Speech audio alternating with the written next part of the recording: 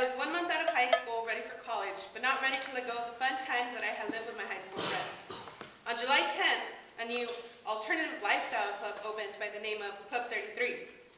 After long suspenseful hours of begging and compromising with my mom, I got permission to go out that night, and my friends and I were some of the first in line to enter the new domain.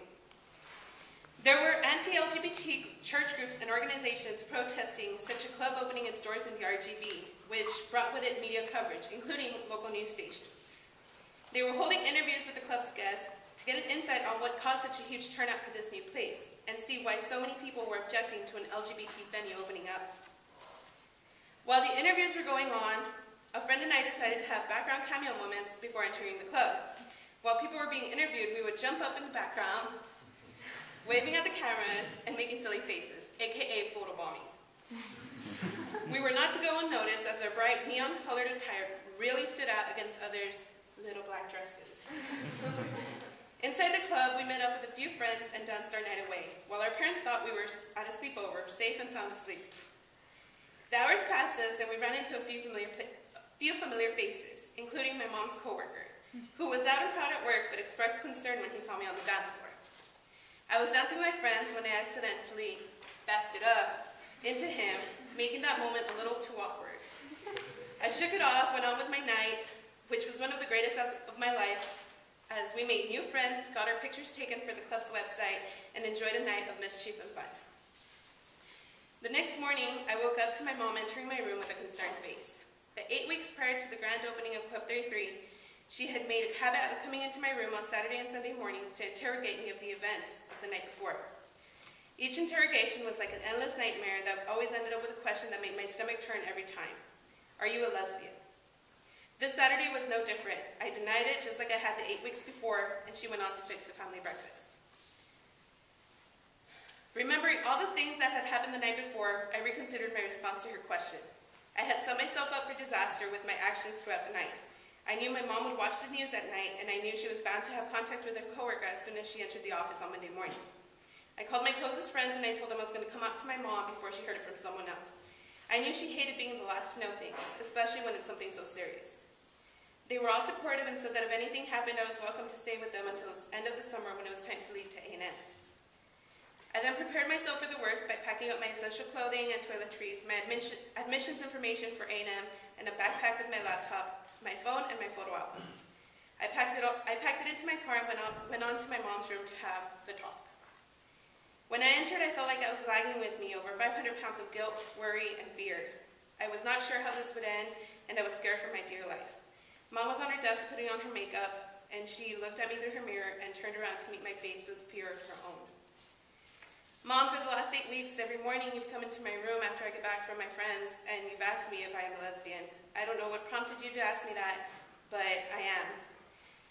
She was speechless with only tears as a response and started questioning what she had done wrong as a mother. I told her there was nothing wrong with her, and there was really nothing that could change what was.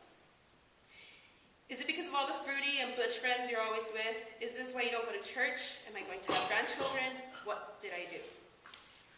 Those are some of the questions I was bombarded with as soon as she realized what I had just told her. As I took a breath to sort things out and answer each question individually, she said, you know what?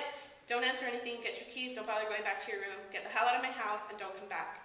I can't have something horrendous like you in here.